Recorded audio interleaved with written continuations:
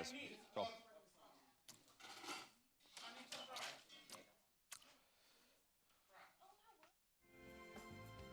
Looking for a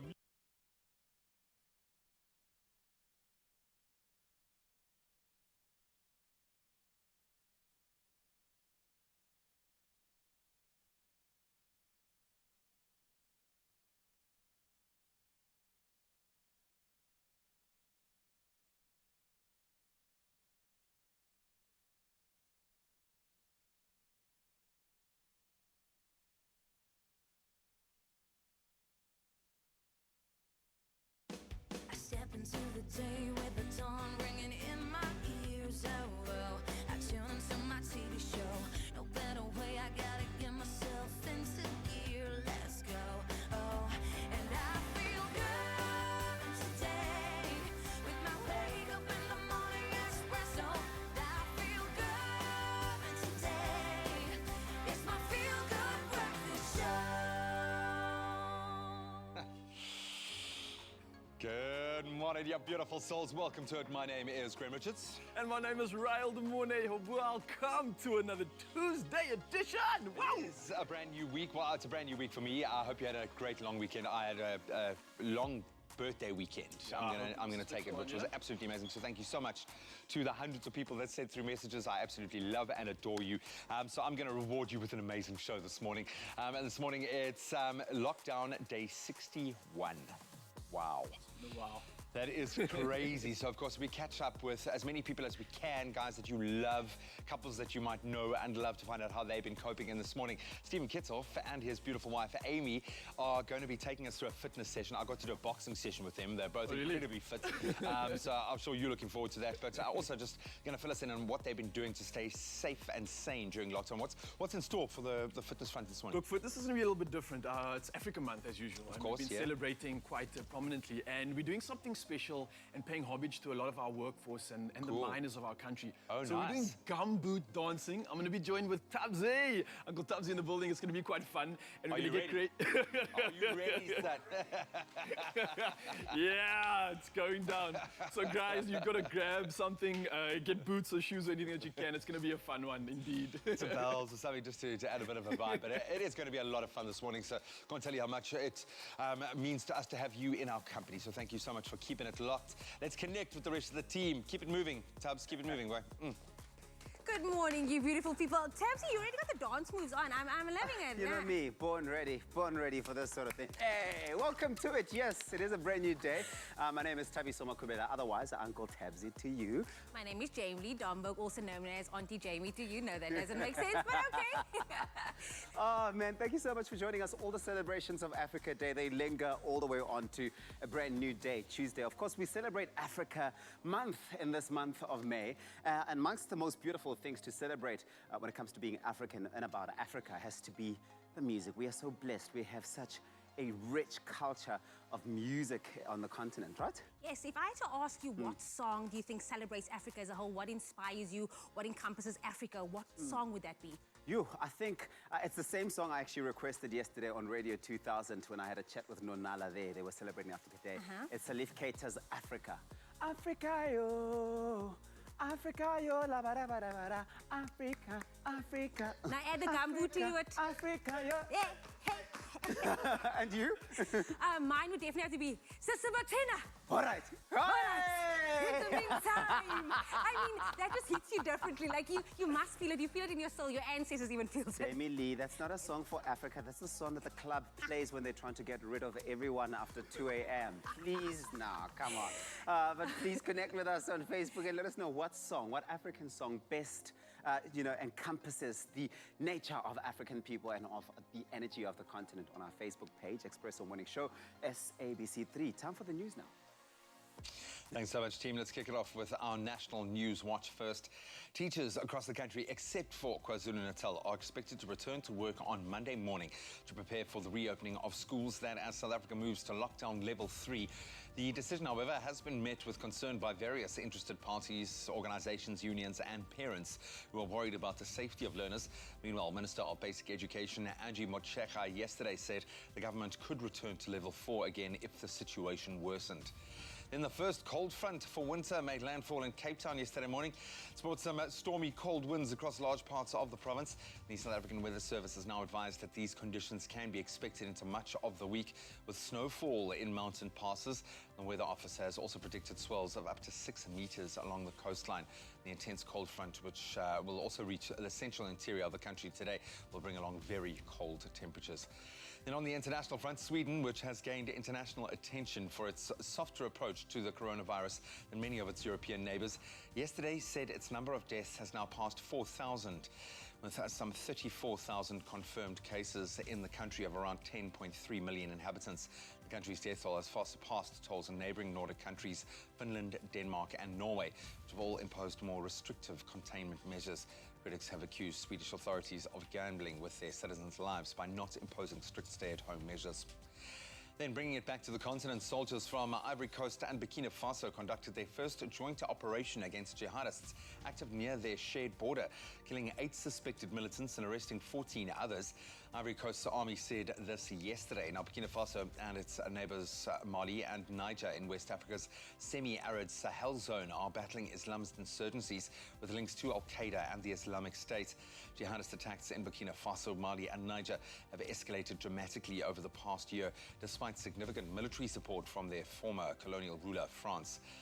And now, a story of honesty that exceeds all bounds. Emily Shantz and her family from Richmond in Virginia in the US were out driving on Saturday when they accidentally ran over a bag of what they thought to be just a collection of garbage. Although they noticed another bag in a nearby ditch, and they took both bags with the idea of just getting rid of them. It was only after they returned home that they realized that they had nearly $1 million in cash in the back of their pickup truck, wrapped in plastic inside the 2 bags. Instead of hanging on to the windfall, the family turned the bags into the local sheriff's department. Mayor Scott Moser couldn't believe the honesty of this family, and he praised them and said it was an exceptional deed of honesty in giving back $1 million. Mrs. Shantz's reaction, her reply was simple. It was the right thing to do. The money didn't belong to us. Well, as of yet, it's still unclear who the rightful owner of the cash is. Just hope that whoever that person is, they'll have a heart big enough to generously reward the Shantz family for their incredible gesture.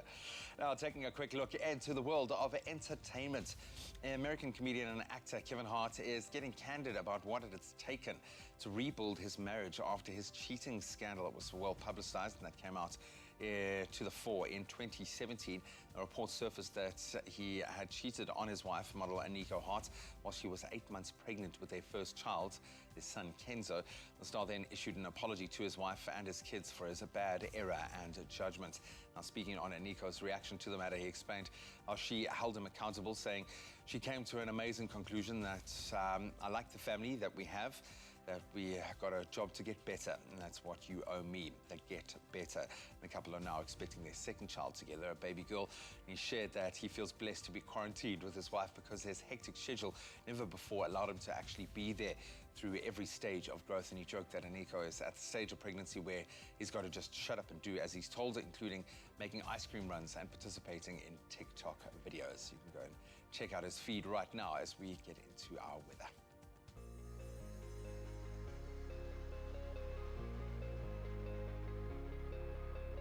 Thank you so much. Now, we've asked you at home to send in your sunrise pictures. David wishes us a happy Tuesday with this beautiful sunrise picture taken from his home in Midrand, Gauteng. Now, Midrand can expect plenty of sun today with a gentle southwesterly breeze of 13 kilometers per hour, reaching a high of 18 degrees. During this lockdown period, David has been taking the time to read lots of new books and reread all his favorites while sipping on some tea. Seems like lockdown has been treating you well, David. Another one came through from Ilzan Nivot, sent us the stunning sunrise picture all the way from the island nation with the gorgeous beaches. Mauritius. Now, this picture is showing off an impressive rainbow above the high trees on the island. Elzani, you guys can expect mostly cloudy conditions today with a high of 28 degrees. Thank you to both David and Elzan for sending through your sunrise pictures. We hope you have an awesome Tuesday. Now, the South African Weather Service has warned that the western and eastern provinces can expect snowfall today in yet another cold, wet and windy day across the country. Starting off with Polokwane, sunny and breezy conditions can be expected for you today with a low of 5, peaking at 24 degrees. Now, the highest temperature in the country can be found in Mbombela with a low of 9, peaking at 31 degrees. Plenty of sunshine can be expected for you, Pretoria, today, with a low of 2 peaking at 20. Johannesburg, -1, peaking at 17. Mahikeng, -2, with a high of 18. And then cooler with sunshine and a few clouds for you, Klerksdorp, with a low of -2, peaking at 14 degrees. Kimberley, for you, it is -2, peaking at 12. And the cooler start to the day can be found in Bloemfontein, with a low of -6, peaking at 11. Now cloudy with a couple of showers for you, Richards Bay, ranging from 12 to 23 degrees. Pietermaritzburg, 5, 18. And then a moderate southwesterly breeze of 24 kilometers per hour expected for South Africa's playground Durban, ranging from 13 to 23 degrees. Partly sunny and breezy conditions for Mthatha, ranging from 4 to 16 degrees. East London, 6, 16. And then cooler with times of clouds and sun expected for you, Cradock, with a low of -2 and a high of 12 degrees. Port Elizabeth, PE, 7, 13. And then a couple of showers can be found in George today, with a low of 6 and a high of 11. Mostly cloudy and cold conditions with a few afternoon snow flurries for you, Sutherland, with a low of -4, peaking at 3. If you do find yourself in the mother city, Cape Town, your range is 8 to 14 degrees.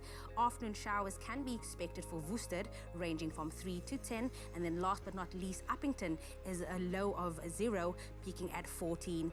Now, being on lockdown does not mean we can't get to see this beautiful country that we live in. So send us a picture or video of your town and we could show it live on the show. Also make sure to include a picture of yourself and why you love your town so much. But of course, whatever the weather, wherever you find yourself, happy Tuesday to all of you. Pharma Dynamics, effective, affordable healthcare. Oh, we are deep in the midst of Africa Month, but we're sharing words of wisdom and inspiration on a daily basis from the children of the soil, children of the continent who are really flying our values higher on the world stage. And this morning we turn to Bonang Mateba, your girl B, who is no stranger, mogul and mogul, no stranger to South African television. She's a TV presenter, a radio personality, a businesswoman of note, producer, model, mogul, philanthropist, and she has had her own TV show, reality TV show, gracing the covers of many, many magazines. And she's been the pioneering black female in various aspects of the entertainment industry. And she's, you know, a role model for women across the continent. This is what she once had to say. Role model, to say the least. What she says is you get to a point in your life where when you start making yourself happy and you are a happy being, that happiness is reflected into the universe. Imagine a world where everyone was just kind of following their flow state, their passion, and just giving their positive energy around. I think it would be such an incredible place. And being so true to it and honoring it from the inside, eh? I love it. But just to chasing our passions and just to you enjoying the rest of this magic on the show. Cheers. Just Cheers. dubs. Only you can make my day.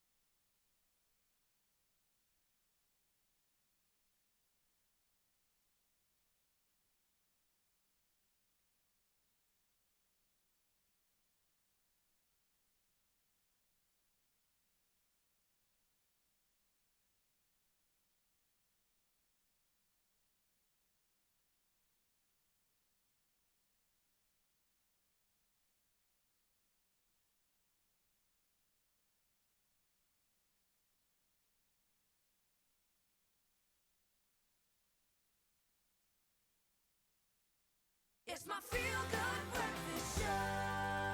Happy birthday, a very happy birthday to you. Hey, Listen, welcome you back. can actually sing. Can I sing? You can sing. I think maybe thank we you. should do a kiki for the people. Oh, welcome back, you beautiful people. This is your feel-good breakfast show. It's Expresso.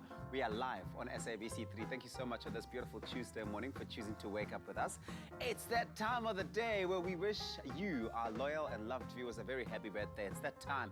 It's also Scott Disick's birthday. I can't believe it. My favorite. He turns 37 years old today. Now, we first, of course, fell in love with Scott Disick on the popular family reality TV show, Keeping Up with the Kardashians. Oh, crrr. Now, he also had a relationship with Kourtney Kardashian, and he's the father to her 3 children. He now has his own clothing line and signed up to star on a home renovation show called Flip It Like Disick. We love him. He is the cheekiest Kardashian. I Yes. mean, he Well, is. isn't that a He's fun. Kardashian? Come on. Well, he kind of is. I mean, he is. But listen, Scott Disick, Aldi, happy birthday to you today. Oh man, no, we love ourselves some Lord Disick. Love this guy. But of course, now on to celebrate your birthdays. It's Daniel's birthday. Look at Daniel. Daniel, you cutie. Happy birthday. It says to my beautiful grandson, Daniel Jefter, wishing you a lifetime of love and laughter. May God continue to bless and keep you for many more years to come.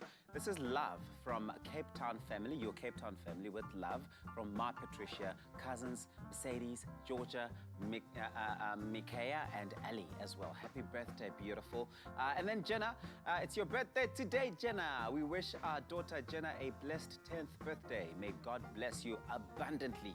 We are all so blessed to have you in our lives. This is from Mami Nolene, Daddy Delano, your brother Josh, your ma, your pa, and your aunties. They love you. Love it so much. Then this one comes to for 2 people, Zavion and Drake. Happy birthday to my son Zavion and godchild Drake. May God bless you in abundance and may his mighty protective hand always be over you. Lots of love. Enjoy your day. And this comes from Nana, Oma Maria, Opa Willem, Hata, Hita, and Ati. All of them are sending love for you today. And another one coming through. This is a big one. A happy 65th birthday to Gregory Presence. We pray that the Lord God shower you with all the desires of your heart. Much strength, health, joy, and happiness in the days to come. And this comes from your wife, and she's very proud of you with lots of love and best wishes for the future from your wife, Roween, children, and Quibus and Rochre Low. Look how easy Gregory is out there. Looks like such a friendly man. You Does. want to just get a hug from Gregory, hey? He looks so reassuring. And then it's Rian's birthday today. I wish my handsome husband, Rian, a happy and special 40th birthday. May God always shine upon you. Thank you for being an awesome husband and a great father to our beautiful daughter. We love you. This is from your wife, Rondell, and your daughter, Eliana. Happy birthday. And then Candace Sass, it's your birthday today, Candace. Happy birthday. May God bless you. And this is for now and always. May He make His face shine upon you. This is from your mom, Cheryl, and the Solomon's family. Absolutely. If you are celebrating your birthday today, happy birthday. And maybe you'd like to even send your loved one a birthday message. How about we switch things up a bit? Why don't you send us a short clip saying the favorite song of the person you are wishing a happy birthday? Send us your birthday videos to 071 640 6551 or pop us a mail to birthdays@cordova.tv. Maybe their famous song is even Sister Not Sister Bettina. Bettina. Not Sister Bettina. Sister Bettina's warm and fuzzy and familiar, and we love it. It's just like a tomato biryani. Behold the warmth, the comfort, the ultimate comfort food that is the tomato biryani on a cold winter's day, and it is really cold at the moment. We're all feeling it. So what if I told you that you could prepare, okay, because normally this would take quite a while, but what if you could prepare for 4 people tomato biryani for lunch, breakfast, in our case, dinner, for under $200? I don't believe it, Graham. Under $200. Show me. No, you prove it to me. Okay, You I'll do it. man. Of course, Clem knows our little secret that you can actually do it thanks to Woolies, and we are going to do that right now. Yes, absolutely. How are you, buddy? First of all, you good? Very good. How are you? I'm very good. Thanks again for my cake, my completely I over-the-top know. Did thing. you It was enjoy it? amazing. And my son enjoyed it. I'll play you a voice note of my Thank boy you. asking Thank to you. to have the game. But thank you again to everyone. I had over 800 messages on my Yo. birthday. It was just so special, man. So That's special. amazing. So It if I does haven't make you answered feel you, very special, yeah. if I haven't answered you yet, I promise you, I'm getting onto it, man. I'm getting onto it. I'll reward you with the tomato biryani. I like that. This is, I like that. This is the ultimate in comfort food. Look, this it's Africa month, and to be honest with you, you, this is a Cape Town classic. We're part of Africa. I think this is an African-inspired recipe. Completely, it's heritage. Yeah, It is absolutely. heritage right here. And you're right, you're talking about it's getting cold. Sutherland, -4, but get excited for your high. 3. What? Peaking. Yeah. Peaking at 3, man. Where is this not Africa? This is insane. Okay, that's crazy. When you're warm, when your rice is at its peak, just stick your hands in there and just warm yourself up, man. Okay, Absolutely. Okay, so we're eating from the eat-in deal, which basically we got the sauce and we got the beef strips and we got the rice for $200. So that feeds 4 people. Wow. But then, understandably, you're gonna have leftover rice. Or 2 people. Or 2 people. You're gonna have leftover rice. And with that, you're going to make the jollof that we made on the show yesterday. You sorted. This is such an amazing deal. But let's start off with the rice. Nothing gets wasted, and I love that. A lot of thought has also gone into how you construct these meals. It's not just deals for the sake of deals, but rather meals that you will enjoy constructing within that. Absolutely. That kind of and meals you can enjoy throughout the week. Yeah, love that. completely. Okay, so heat back on because I got my pan super hot for the beef. And turn it down a little bit. So what we're going to do is start off with the rice. You want to seal that beef, and that's always the case. It has to get that serious brown, so nice and high heat. But we're going to start off with the rice first. Okay. So rice is quite a tricky thing to make. I'm not kidding. Like you never stop learning how to make rice. Rice is so like temperamental, and then every different brand, every different grain is different. Sure. So this is an easy way to do it. 1 cup of rice. If you wanted to make sticky rice, you would have 1 cup rice, 2 cup water. Okay. You can absorb all the water, but stay sticky. Take in more moisture, okay. There we go. So we're not going to do that. We want a little more of a loose grain. Okay. So you could also rinse your rice, which will give you a looser grain, like you're washing off all the excess starch. Okay, I was going to say that kind of... Yeah. So you can actually see the water will come out a little bit milky white. Absolutely. That's the starch coming out. Cool. There we go. So now we've got 3 cups of water to 1 cup of rice. Salt, a generous amount of salt. Remember, rice tastes like... Nothing. So you want to get salt in there, and then because Sutherland, high of 3, you're gonna need some extra fat today. Yeah. It's a little bit of energy. Some insulation. Wow, Sutherland, this is for you, Sutherland. Butter. There we go. And butter in the rice. That is, in all of our adventures in this kitchen, that's the first time, and I should have expected it from you, actually. Think about it. The butter's gonna melt in the water. Yeah, the rice you're gonna talk about the there we go. Now, that's gonna go. What the thing is, now we're gonna put it on a medium heat. As soon as it comes to a boil, turn it down to the lowest setting on your stove, lid on. Let it steam. Simmer. So let's get that heat on. Cool. There we go. So you bring it up to the boil. Once it's boiling, lid on, turn it down to a 1 or the lowest heat variant and done. Okay, so then it'll be done in about half an hour. Okay. So now we got our beef strips over here, and it's free-range beef because that's the only way we do it, and it's amazing, delicious. And what we do is like very good quality. I mean, it looks, and it's like you can even smell the richness of the meat when you cut open to it. Yeah. When you cook with meat, it's always you use your eyes. You smell the meat. Your senses, yeah. Absolutely. Salt going in there. I would actually season this about half an hour before the time. Give the meat some time to really absorb that seasoning. Okay. Then give it a good mix. Hot pan. Let's get this pan. And of course, I know it's simple with its ingredients, thanks to Woolies, but you can get this full ingredients list, the recipe on our website, expressoshow.com. Yeah. Get that heat nice and high. You want to hear that sizzle. It must sizzle. And I suppose the danger is if that pan isn't hot enough and you put all the meat in, then the moisture comes out and then you end up kind of parboiling your meat and not searing it. I mean, the last time I read an appetizing recipe for boiled meat, Sutherland, that's it, man. No. Okay, so we got our amazing cooking sauce. I love Sutherland right now. Actually, I'd like to be in Sutherland right. Yes. Okay, cooking sauce. Fire. Yeah. Hey, blanket around you, eating your tomato bredi. Eating my tomato bredi. So we got the tomato bredi cooking sauce. We also get the Durban curry, the Cape Malay curry, the a la King sauce. Because you don't need chicken a la King. You can have steak a la King. You can have mushroom a la King. You can be the a la King. You can just be the a la King. Absolutely. So we're going to go with our bredi. Nice and, first of all, you want that heat, right? Yeah. That's happening. A little bit of oil in there. And you can see already, the meat started, you can't see, I can see, the meat started browning. And you want that before you add your sauce in. To caramelize. So get like that nice heat and then give it a good flippy flip. Whoa.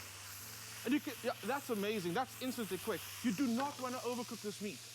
It's going to just become so chewy and you don't want to have that at all. So definitely once it starts browning, got a little bit of pink on there, you add your cooking sauce.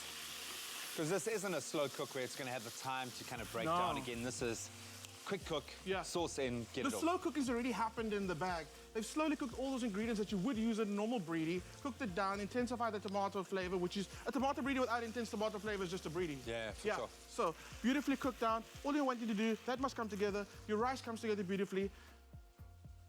Great. There we go. And we're done. A little bit of Absolutely. little basil on That's how top. easy it is. It looks absolutely beautiful, and never forget that this entire little package deal here you can get for under 200 Rand at Woolies right now. So go and warm yourself up on a very cold winter's day today, especially if you're in Sutherland. Apologize, we really do send you apologies if you are in Sutherland, but hopefully you can find a way to warm yourself up, and you can find this recipe, expressoshow.com. If you're in Sutherland, please send us a picture of you outside, just like enduring the cold. I want to see that. I don't endure the cold for us, but if it snows near you, send us a picture of that. Chef, you've outdone yourself as you always do. Butter in the rice, I'm not going to forget that, man. Yummy.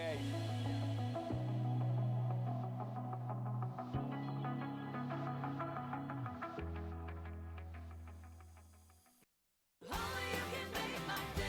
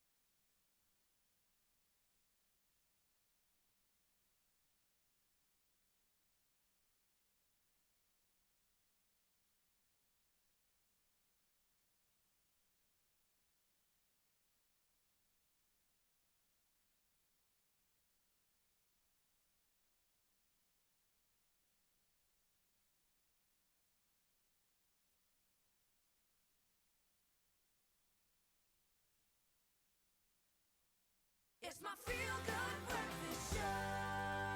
Now, in 1995, we saw a smiling Ndade Nelson Mandela watch as the Springboks won the Rugby World Cup for the very first time, building on his dream of a rainbow nation.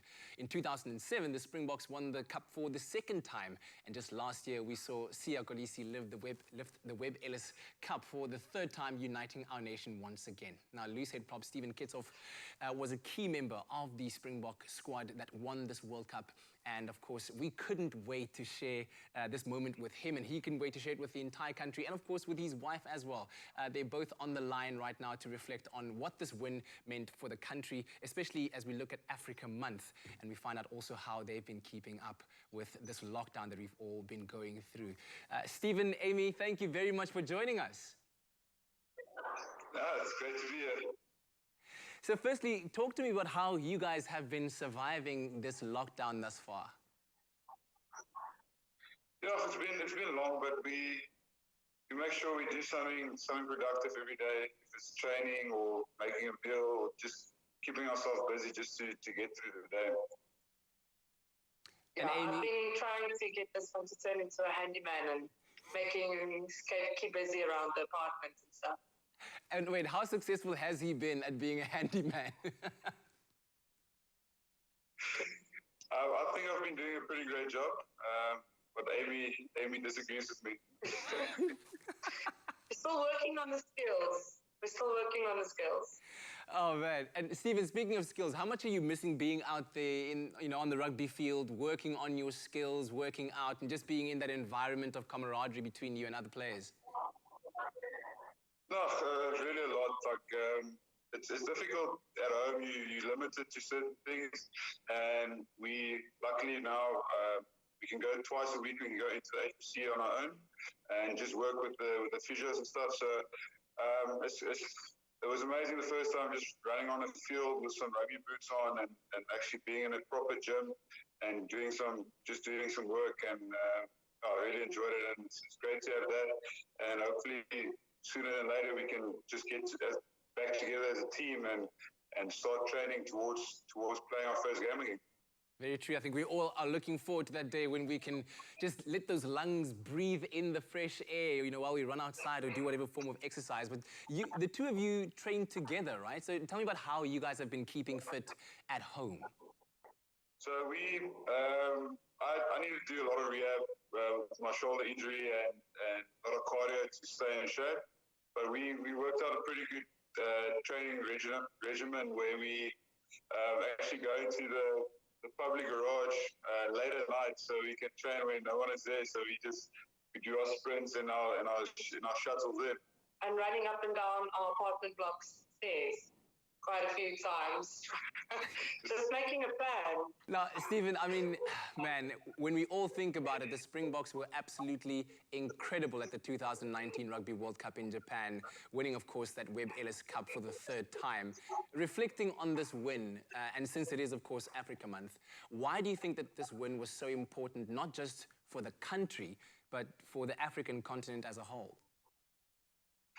No, I think for winning World Cup was a great blessing, and for the whole country, it was something we worked towards as a team for 2 years, and just winning that thing and just uniting the nation.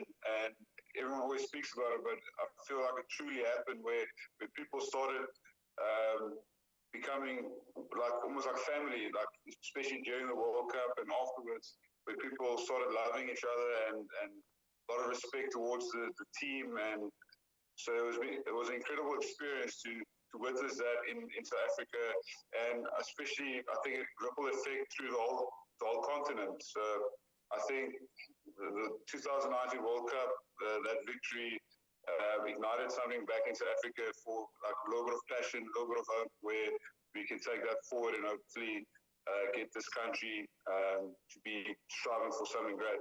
Amy, I've got to ask you this, because when I think back to my own memory, I was so emotional watching the boys lifting the trophy, and you were actually there to witness it in living color, and there on that grand stage, your man lifting the Webb Ellis trophy. What was that moment like for you? No, that moment is absolutely indescribable. Just seeing how far they've come in those 2 years, after not really seeing them for quite a few months, preparing for the World Cup, seeing how close they've gotten and how we only joined later to see how close they've gotten and the bond and how they worked for each other. I think that was an incredible experience. And experiencing with all the girls that also sacrificed so much, and everybody sacrificing so much to be there in that moment. It's absolutely indescribable. Yeah. And now, Stephen, another amazing thing is that we know that SA Rugby has kicked off their CSI initiative to raise funds which will go towards assisting Food Forward South Africa and Gift of the Givers. Now, what special possession have you chosen to donate to this cause, and why? So I donated my tracksuit, my green tracksuit top for the special fund, and I think it's an unbelievable initiative from Rusty and the guys. To feed hungry people in South Africa and Gifts of the Givers. And so I think, every little raffle that's been bought goes to something incredible, and it's an amazing initiative, and I'm very happy to support and to do my utmost to get something, to see something great from that. That's absolutely wonderful, man, and thank you very much for continuing to shine the light of hope. And a big thank you to you, Stephen and Amy Kitsoff, for taking the time to chat to us this morning. Really appreciate it. Thank you, guys. Thank you. I think we all are certainly looking forward to seeing the big man back on the rugby field for the Stormers and the Springboks in times to come. But for now, we wish him all of the best along here with his family. Yeah, welcome back to your Feel Good Breakfast Show. We're doing something live and something special. It's gumbo dancing, and it's developed during the apartheid era in the South African gold mines. And the workers back then used their strong traditions of rhythm, dance, and song to create this proudly African dance that has become such a massive part of our culture as a South African and as well as Africans. And since we are still celebrating Africa Month this May, we thought we'd pay homage to the popular dance with a gumbo dance-inspired workout. So make sure you join in for some fun. And as you can see, joined here by my man, Uncle Tazi. I love your attire, brother. Thanks so much. This reminds me of my time when I worked really hard in the mines, when I used to work at Horizon Deep. I remember Zeb Matabani, who was my shop steward for the union at the time. He used to lead a lot of the dances. And so today, this couldn't be a better dance to choose, really. I'm glad we could emancipate you from the mines and the trenches, Dubs, and welcome to the studio. Thank you. So as you guys can see, we're having a bit of fun here. We don't have gum boots, but we found boots, and it makes a noise, so we're going to play. And you guys at home can do the same thing. And we don't have work suits. What are they called, those work suits? You know, the jumpers, the overalls. Yeah, overalls, we don't have those, but we've taken aprons. Yeah? And Keeping it classy. we've put them on there, you know, just to make sure that you commit to the aesthetic. Like GQ gumbo dancing. That's it. All right, guys, so how we're going to do this is we're combining exercise with this movement. So obviously everything is inspired by gumbo dancing, but we still have an exercise element to it. So everything's going to be a 4 count. 1, 2, 3, 4. All right? Okay. 1, 2, 3, 4. So what we're going to start off with is just lifting our legs straight up in front of us. You need to have your balance, of course. Your hip flexors are coming to play. And we're going to go for 3 hits on the leg. So it's 1, 2, 3, down. Okay. Right, then you lift the other leg up and you do the same thing. Okay. 1, 2, 3, down. Right. Okay. 1, 2, 3, down. Nice. 1, 2, 3, down. Now we're going to try it the outside on the last hit. All right. So now we're going to move it up and we go 1, 2, and then we're going to open up the hip, hit the heel. Okay, cool. Right, and then down. Okay. Then 1, 2. Okay, cool. Got that. All right, cool. All right, let's try it. You guys at home, you're going to join us? 4 counts. Let's go. Leg up. Okay. I see we've got a nice feature coming in here. We got that African soul. Let's go. 1, 2, 3. Yeah. 1, 2. One more time.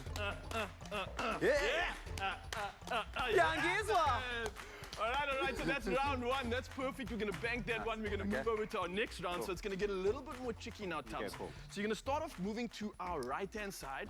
So what you do is you're going to grab your hand, hit it on your thigh first. So we're going to go 1, okay, 2, okay. We're coming back. Okay. 3. Whoa. And then down. Okay. All right, very tricky. All right. So it's I'll do it in a faster version so you guys can see it at home. So it goes 1, 2, 3, down. Okay, cool. Right, and then we're going to try and move it over to the other side as well. Okay, cool. 1, 2, 3, down. Yeah. How does that feel? Yeah, it flows. Takes a bit of getting used to, but we're getting it there. So how it works is we're going left and right. So it goes 1, 2, 3, 4. 1, 2, 3, 4. All right, try again. 1, 2, 3, 4. Yeah. 1, 2, 3, 4. Yeah. You smashed that first round. I think the second one's a little bit tricky. Yeah. Let's see if we can add the third round into it. So what it looks like is you're just going for a clap on the top. So you're going 1 on top, then behind you, 2. Okay. All right. 1, 2. Yeah. 1, 2. Nice. 1, 2. Bayatata. Yeah.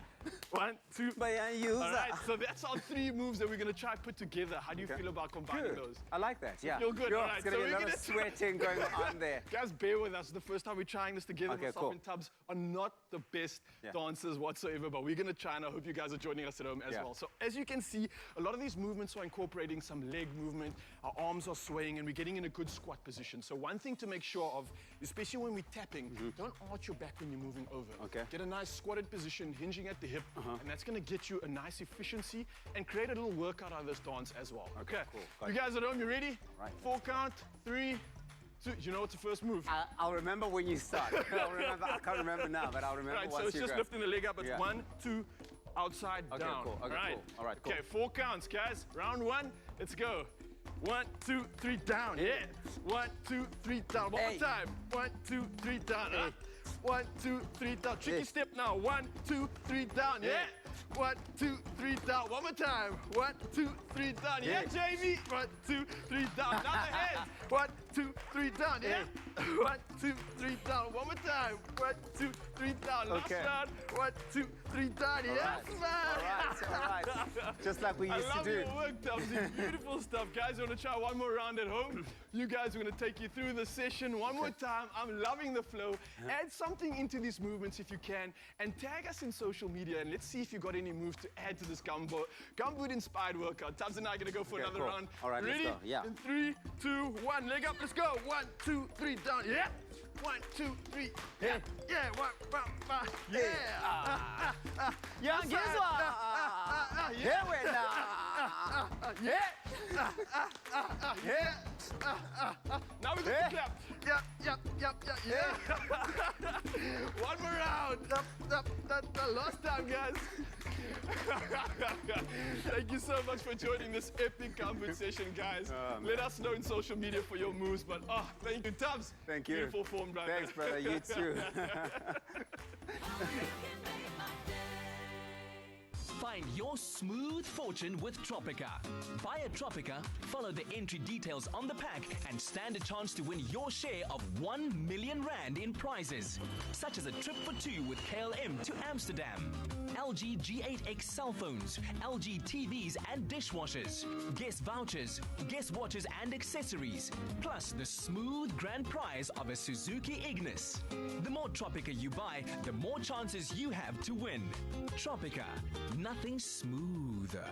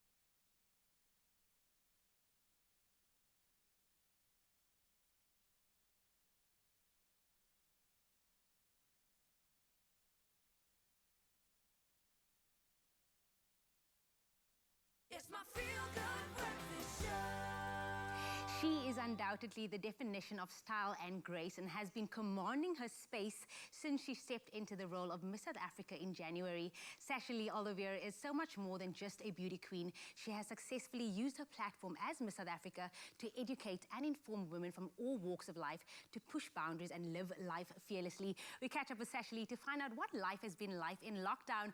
Welcome to the show. How are you? Thank you so much for having me. I'm doing great. How are you? I'm good. Thank you so much for taking the time. You know what? The last time we had you on the show, you were preparing for Miss World in London.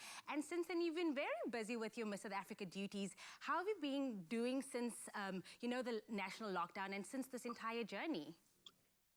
You know, with regards to lockdown, I think we all went into this with a positive mindset. For us, it was initially 21 days to a better South Africa, a South Africa where people cared more about who was in it as opposed to what we could get economically. You know, people cared more for the things that were more important. But right now, I think, like everyone, it has been testing, but I think in the larger scheme of things, looking at the opportunity cost being the lives of people, we've just all done our part to stay at home and try and flatten the curve. Talking about staying at home, you're obviously on quarantine by yourself, but recently stepped out to celebrate International Nurses Day alongside the Gauteng Health Department officials.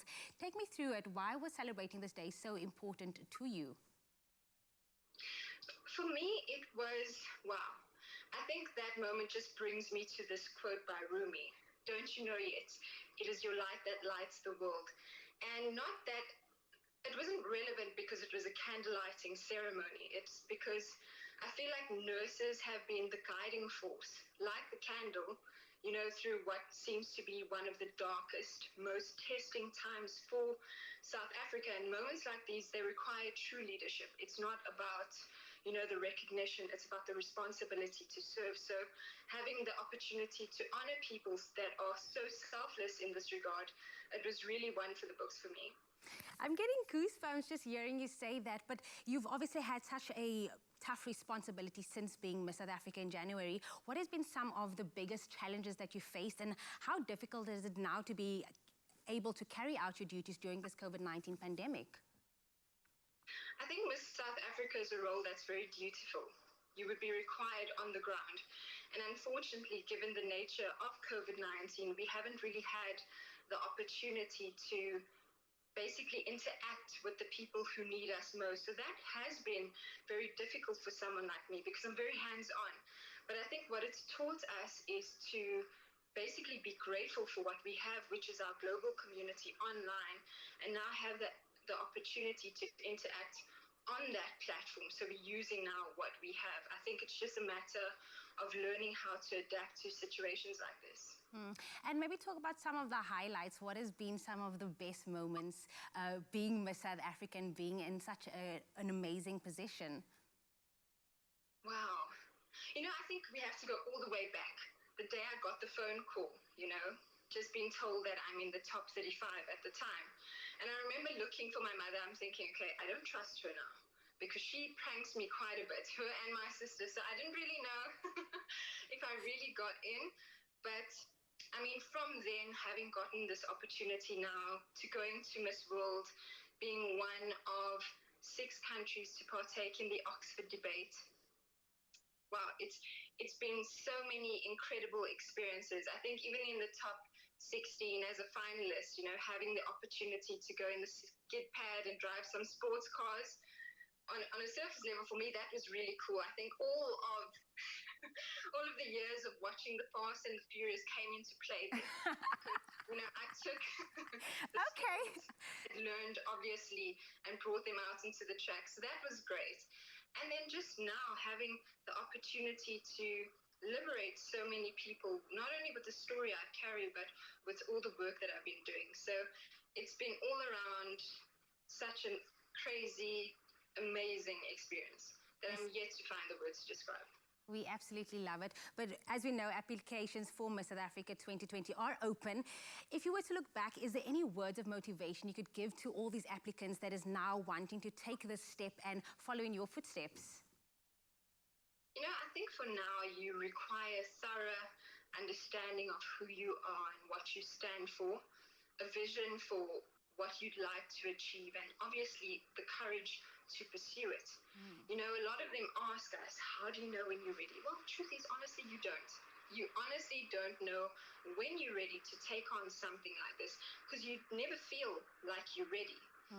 And I think back then, I had just submitted my entry form, and my main concern was like, wow, on the final night, am I going to know the answer to the question? And my mother's like, you just submitted your form.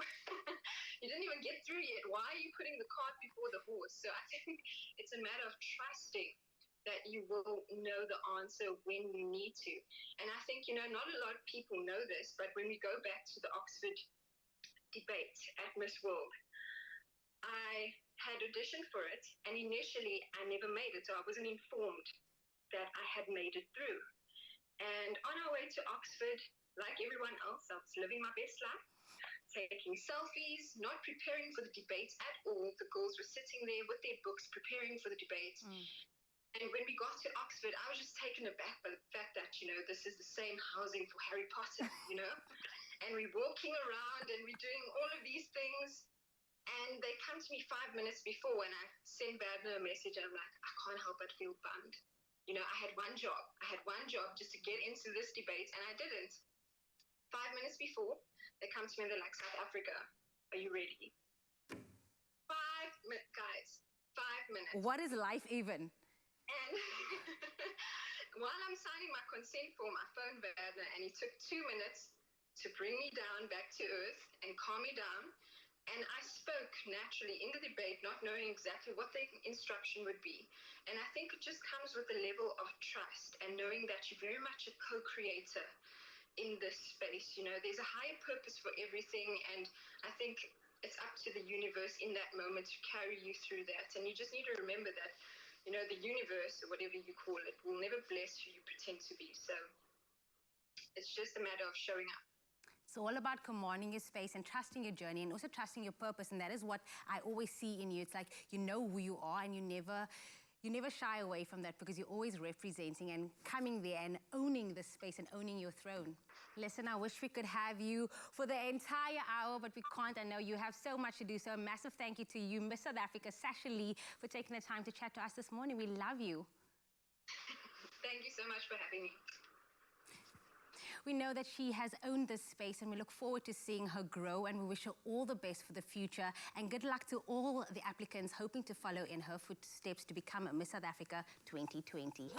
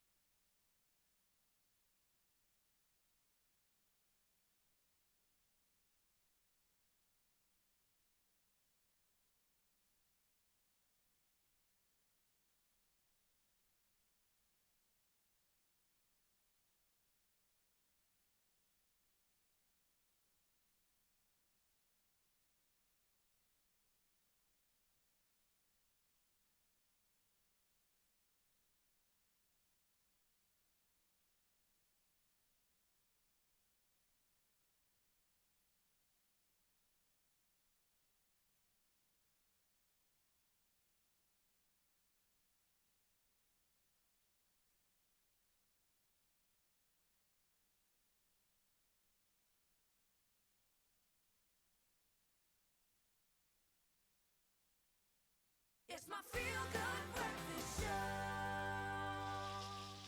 show. Yo, welcome back at your Feel Good Breakfast Show, and we are out in the kitchen doing something special. And now I know there are a few people out there that don't love the hot flavors of peri-peri, especially when it's sticking to some juicy and tender chicken. All of us here definitely like it hot, and that's including Chef Clem, who's bringing the heat with his peri-peri chicken rice bake, I believe, yeah? It's a perfect winter lunch or dinner meal. Chef Clem, I know you're so spicy. I love the spice, man.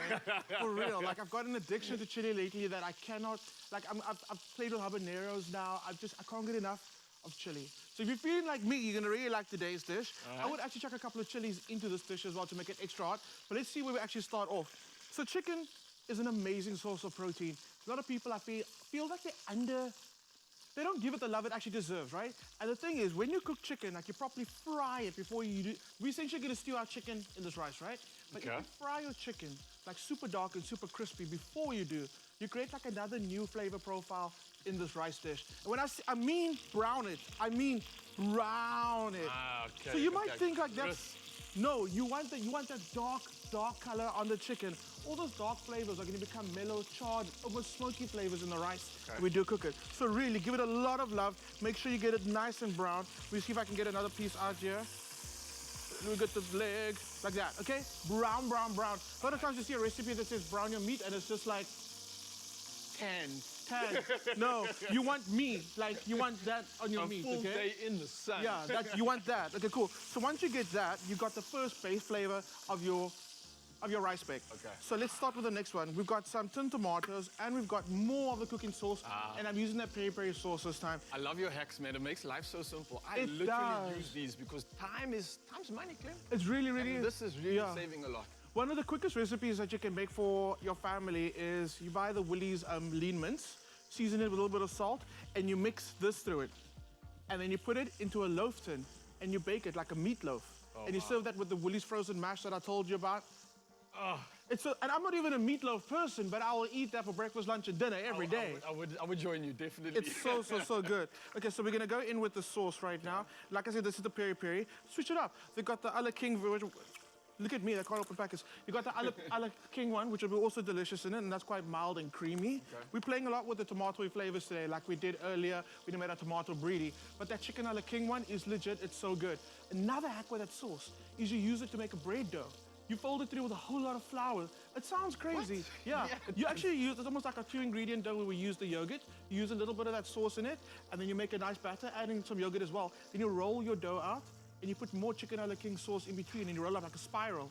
So you bake your bread with chicken Ala King sauce in between. Wow. I feel like we need to make this on the show. Wow, we have to now. It's done. Yeah. That's in the bag, all right. Okay, we're gonna do that. We're back on the peri-peri loving. We're warming up our hearts. It's perfect for winter, Clem. Where do we go? I am astonished. So I just want to be cooking the comfort food for people right now. I did not know it gets this cold in Africa. Yeah. So we are going to be cooking comfort I must food. say, also, on that note, I love to add some health dynamic to this. The fact that you're having things like chili, peri-peri and stuff in your meal, it's always good to just kind of increase your metabolism. It gets the metabolism going, it gets your heart rate pumping just a little bit faster. Yeah. And it gets you to climb to that fat burning zone just a little bit quicker as well. So try out some hot meals, especially for winter. It's not going to just keep you warm, but it's going to burn some extra fat too in the process. So you all for those cayenne pepper teas in the morning? Oh, are you saying that's a good idea? Yeah, ginger, cayenne pepper, Okay. turmeric, all of it. So I've got a challenge now. I think starting tomorrow, we'll do a cayenne pepper and ginger shot in the kitchen. Shots. Okay, we'll do our shots. I'm keen, man. It I sounds think like it's the perfect start to a morning. Yeah, because vitamin C. I mean, it's packed with vitamin C. Like I said, it gets the metabolism going. I wonder if it could even replace my morning coffee. How about my coffee and my shot? I think that sounds lovely. I think that sounds like a good idea. Perfect, It's a good idea. guys. So as you just joined us now, we're doing something special. It's a peri-peri flavored rice and chicken meal here, and it's perfect for winter. You guys can check this meal out as well as other recipe inspirations on expressoshow.com. But we're almost done with These are our such meal here. easy recipes. How are we doing? For the past few days, I've been talking so much in the kitchen because the recipes have been so easy. I know. I just feel like I want to get to know the viewers. Tell me about yourself, Sutherland. How you do it? Tell me about yourself. What's up? What's up? I just really want to know what's up with our viewers, I think, especially because we've got so much time in the kitchen right now. Okay, so what I do is I add that tin tomatoes. I want to intensify that tomato flavor. The reason I also do that is because it's a known thing. If you use a lot of spice or if you use a lot of tomato in a stew or in a dish, like a curry as well, it ends up tasting better the longer it sits in the fridge or longer you store it. So we all know a curry tastes better the next day. Yes. This rice dish, not only will it taste better, but the rice will have a better chance of absorbing more of the flavors. So if you reheat this 2 days down the line, it's going to taste the best that it ever would. Version 2.0 Yeah. on another level. But another thing that's very important, we covered this in the first week of lockdown, like the rules of like making your food last longer. Rice does ferment very quickly. So as soon as you've cooked your dish, try and bring it down to room temperature as fast as possible. Get it into a container that has a sealable lid and get it into the fridge. You'll be so amazed, like you'll leave your pot of this dish on the stove overnight. Tomorrow morning, it will be sour. Yeah. And we all know, like, I mean, that's how you get like people ferment rice for various reasons. I've been so upset when I've just smashed one chef a la Clem meal and then I get home and I want to have some leftovers the next day. Yeah. It's just, it's done. Absolutely. There we go. So, I mean, we're saving people, we're saving their food, we're saving money. We've got our tin tomatoes from Daily Difference. We've got our rice from the Eating Deal. We've got our cooking sauce from the Eating Deal. We've got our chicken from the Daily Difference. You saved so much money on this. I think it's a winning dish. It's a winner chicken. Chicken dinner. Yeah. No, you didn't. Okay, cool. So the rice goes in, more salt, more pepper. We're gonna add a little bit of water to give it a chance to steam up nicely. We're gonna mix it all through. The lid goes on. You can pop this in the oven if you want. I don't. I literally let it just simmer like this for half an hour, and the rice absorbs all those delicious liquids of the flavor, the cooking sauce, the tomatoes. It looks like that. It's so good. A little bit of lemon.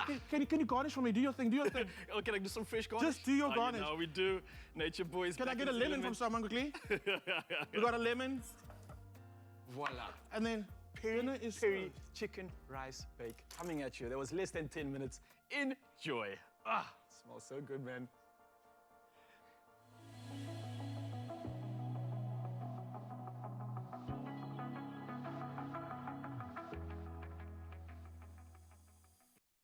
Thank you so much. Some incredible smells coming out of the kitchen, but let's see what's been cooking on the national news front. Starting here in South Africa, President Cyril Ramaphosa says the coronavirus pandemic has shown Africa's ability in working together to solve its own problems. Delivering the Africa Day speech as African Union chairperson yesterday, he said Africa was firmly managing the global public health crisis. He said this global crisis should enable a new Africa to come to the fore, an Africa of heroic acts of solidarity, cross-border collaboration, and sharing of knowledge and resources, an Africa that is united by a common goal. Our continent has more than 96,000 confirmed cases of COVID-19, with more than 3,000 deaths. Then new hospital beds were being wheeled into the Cape Town International Convention Centre yesterday as the exhibition halls are now being transformed into vast hospital wards. Between the wards, stations for doctors and nurses have been built. Electricity is supplied to each hospital bed, as is oxygen to many beds. Outside the centre, large marquees have also been erected. Premier Alan Winde says once complete, the CTICC Field Hospital will hold around 850 beds. It will be South Africa's largest space conversion during the COVID-19 crisis. On our international zone, President Vladimir Putin made a rare recent appearance in the Kremlin yesterday as Russia prepares to ease lockdown restrictions imposed over the coronavirus pandemic. The 67-year-old has worked remotely over the past few weeks from his residence outside Moscow, chairing meetings with officials by video conference. Several senior officials have been infected with the virus, including Prime Minister Mikhail Mishustin and Putin spokesperson Dmitry Peskov. Russia has, of yesterday, recorded more than 353,000 coronavirus infections. In fact, the third highest in the world, but only 3,633 deaths. Then Burundi's ruling party presidential candidate Evariste Ndayishimiye was yesterday declared the victor of the bitterly disputed election with some 68% of the vote. The Election Commission, which released the official results live on Burundian media, said that 87% of registered voters had turned out to cast their ballots in the last week's election. The election took place without any international election observers and with almost no regard to the coronavirus outbreak, which is being largely ignored by the government. And now, news of a tribute to all COVID-19 essential workers on Africa Day. Iconic singer PJ Powers and the famous Tygerberg Children's Choir yesterday released a new version of the global hit song World in Union as a tribute to all COVID-19 essential workers and public efforts made to fight the pandemic worldwide, especially on Africa Day. This came about as one of the main shows scheduled on the 2020 Zuid-Ooster Festival program would have featured PJ Powers and her band performing with the Tygerberg Children's Choir. The lineup would have been supported by various community choirs for a special once-off mass choir extravaganza in the Artscape Opera House.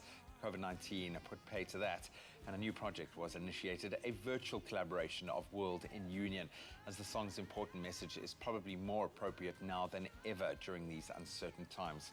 Audio and footage were recorded while all artists were self-isolating at home. Powers says incorporating a choir on such a large scale has been one of the most exciting things she has done in her long life. She says she hopes the song will capture the hearts of the nation as we walk this uncharted path.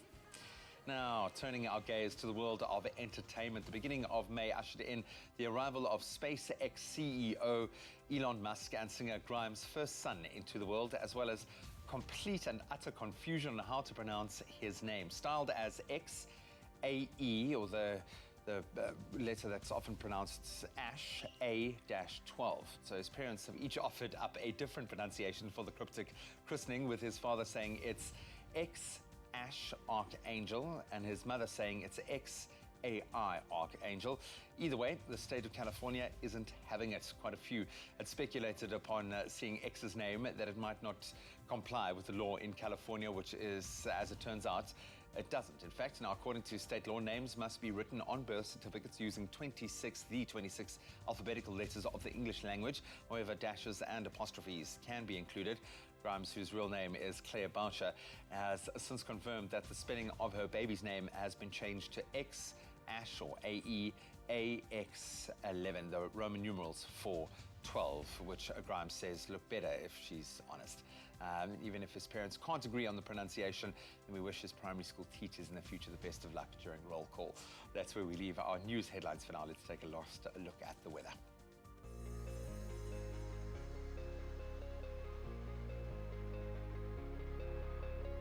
Thank you so much, G. Time to have a final look at the weather indeed. Now, first, we've asked you to send in your sunrise pictures.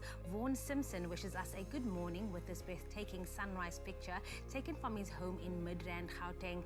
Now, Midrand can expect plenty of sun today with a gentle southwesterly breeze of 13 kilometers per hour, reaching a high of 18 degrees. Now, Vaughan says the national lockdown has taken a toll on so many people, but he has been keeping sane by multitasking, running his household, doing some office work, and found great pleasure in cooking and baking. We are so glad you found a routine that works for you, Vaughan. So many people have been struggling through this time. Now, we've also received this beautiful sunrise picture from Moses Setati taken in Pretoria. Pretoria can expect sunny conditions today with a maximum temperature of 20 degrees. Thank you to both Vaughan and Moses for sending through your sunrise pictures. We hope that you have a awesome Tuesday today. Now, the South African Weather Service has warned that the western and eastern provinces can expect snowfall today in yet another cold, wet and windy day across the country. Now, with Polokwane, your low is 5, peaking at 24 degrees. Abundant sunshine and the highest temperature in the country can be found in Umbombela, ranging from 9 to 31 degrees. Pretoria, 220, and then mostly sunny conditions for you, Johannesburg, with a low of -1, peaking at 17. Mahikeng, -2, 18. Klerksdorp, -2, peaking at 14. Now, cooler with times of clouds and sun conditions for you, Kimberley, ranging from -2 with a high of 12, and the coolest start to the day can be found in Bloemfontein, ranging from -6 and a high of 11.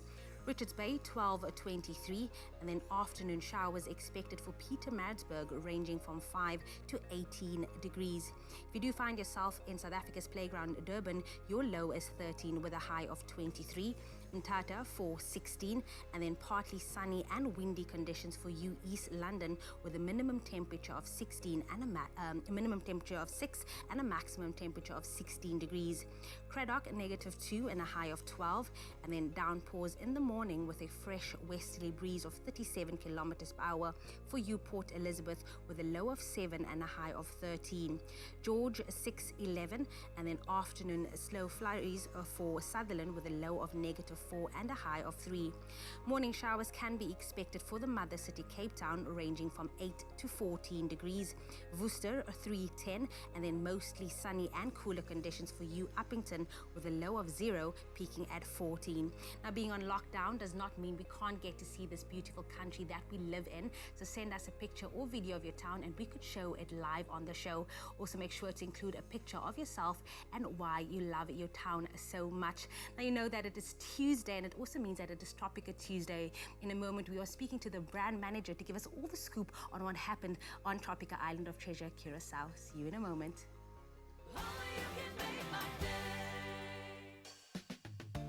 Clover Fresh Milk is the #1 milk brand in SA. Made with love by Clover.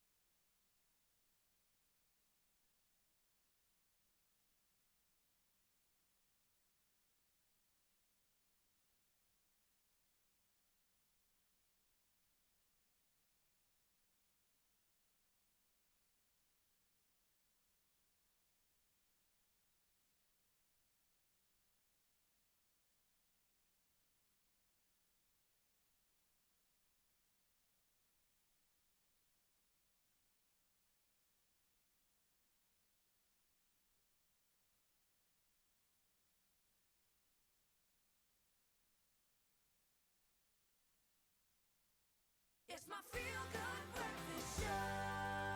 So after an incredible run, Team Pineapple became the 4th team to be eliminated from this season of Tropica Island of Treasure Curacao, bringing us closer and closer to the series finale. And tonight is the second last episode of this fan favorite show, and I can't wait for you to see what Team Mango Peach and Team Cool Red got up to in the pursuit for 1 million rand. Now, Barbara George, brand manager of Tropica, joins us on the phone right now to give us an inside scoop on what we can expect on the penultimate episode, which airs tonight at 7:30 p.m. right here on SABC3. Barbara, it's so good to have you with us. How are you? I'm well, Katlo. Good to see you. How are you doing? Very, very well. Talk to me about life during lockdown. How has that been for you? Oh my goodness, it has not been a holiday at all. It's been intense. Structure and routine has been very important. But alas, we conquer. Also working at Clover, given that it is an essential business company, we've been sailing through and through. So yeah, it's been quite an intense ride. Hey, and speaking of intense rides, we've seen that in spades on Tropica Island of Treasure Curacao. And can you believe that tonight is that penultimate episode? We're getting down to the nitty-gritty, to the grand finale. It's getting closer and closer. Tell me about your experience of the adventure that it has been Tropica Island of Treasure Curacao. Katlego, you've been there from the very beginning. When we started this journey publicly in August 2019, for the first time with social media auditions, digital auditions, taking it to Instagram, Facebook, Twitter, we didn't think the response would be as electric as it was. We didn't think that people would receive it so well. And a couple of months down the line, here we are, approaching the finale. Who would have thought that this time would eventually come? Filming on the island and seeing all those moments replay, oh, it's been absolutely amazing. The team, their efforts, the production guys, from the brand side, from yourself as our amazing host, it's really been one for the books. Yeah, absolutely. We've got to give a big shout out to the team behind the scenes that worked so hard to put this show together. And I've got to ask you, looking back at the past 11 episodes, what have been some of your favorite moments of this season? I'm sure there are many. Oh, plenty. Kat, can we talk about Nkando's swimming moments? I have literally been rolling on the floor laughing. Every time I see water, I would literally bite my lip and say, oh, Nkando. So that was super exciting. All the wins that we've been seeing Cool Red pull through. The long life charm, integration of that. The very first time you mentioned that mechanic, the look on their faces, how it's never been done before, and it took everybody by surprise. When Team Tropical, they came out tops in the first elimination, challenged against Team Orange with Boa and Yaneske. That was something else. But like you said, there's so many moments from the show, especially having been on the island myself, having experienced it firsthand with the teams. It's hard to pick out just a few, but I think the whole season has been beautifully filmed. There were so many moments that one could capture from it. The drone shots, the land shots, everything about it was tops. Absolutely. So tonight, of course, we'll be seeing Team Mango Peach and Team Cool Red going head-to-head in that final challenge. Tee it up for us a little bit, tantalize our taste buds, and tell the viewers out there what they can expect, of course, without giving too much away. Listen, Kat, and to the viewers at home, if there's one thing I can say, this is one finale you cannot afford to miss. Expect to see the truest form of teamwork pulling through. Expect to see sweat, running, some nearby tears. It's going to be amazing. We're going to see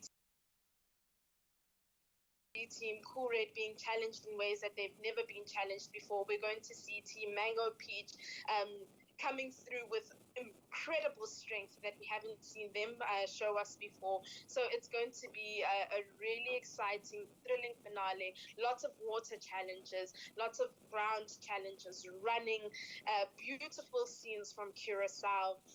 It's going to be amazing. You absolutely have to catch it tonight. Yeah, finale, here we come. Here we come indeed. And as you said earlier on, you didn't expect the show to kind of take off like it did, and we've seen it taking off every single week, trending on the socials, especially on Twitter. What do you think it is about the show that has attracted so many viewers and made it so popular? Kat, with the number of reality shows that we have on TV these days, Island of Treasure is unique in the sense that it's authentic. The guys were in their rawest and purest form. They gave us themselves. They gave us all the emotion. If you'll remember, there was one episode with Caldine and Kay where it was raw. Yeah. It was pure. The anger was there. You know, being on the island, it's not an easy feat, but the guys worked hard, but they also played hard, and they gave us their all. The reason I feel that we've been trending is because we've given South Africa exactly what they wanted to see. We've given South Africa their celebrities, we've given South Africa their consumer fans in their most authentic form, unaltered, and tagged to a brand that they've grown up with, being Tropica. So it's all about, in the famous words of Bonang, giving the people what they want. Well, Barbara, thank you very much to you and the team at Clover for allowing us to experience the smooth life that is Tropica through Tropica Island of Treasure, Curacao. And thanks for the call. Enjoy tonight's episode, and of course, we'll catch you on the socials. 100%. Thank you so much, Katla. I'll see you guys tonight. And of course, remember to catch the penultimate episode of Tropica Island of Treasure, Curacao this evening at 7:30 right here on SABC3. And of course, wait for it. Yes, you too can win while you're watching your favorite show with your favorite Tropica flavor in hand. Now, all you have to do is take a picture with your Tropica and tweet it using #Tropica. And this puts you in the running to win a share of data. And there's cash prizes available while you're enjoying the smoothest show in all the land. Next time on the penultimate installment of Tropica Island of Treasure, Curacao, only 2 smooth teams remain in the race for 1 million rand.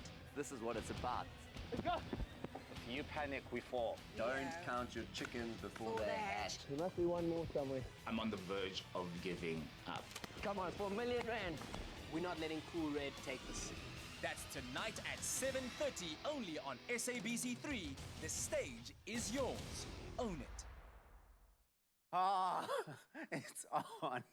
Team Mango Peach, Team Cool Red. It is part 1 of the finale, 7:30 here on SABC3. Who's gonna take it? You're gonna have to watch and see. But now, back to the kitchen with something really awesome.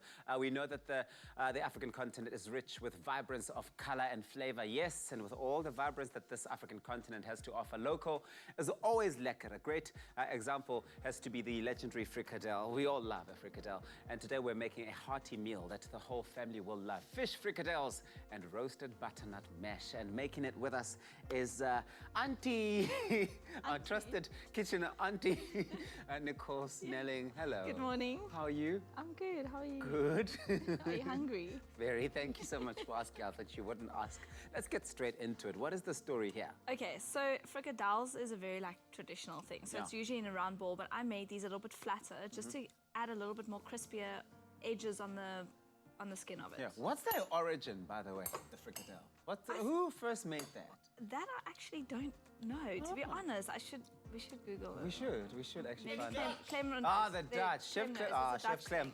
I know it's a very Walking. Afrikaans traditional thing where my oma always used to make frikadelle with onion smoor. That's it. Every time I've been to an Afrikaans community in the Northwest, in Rustenburg, for example, they always do serve frikadelles there.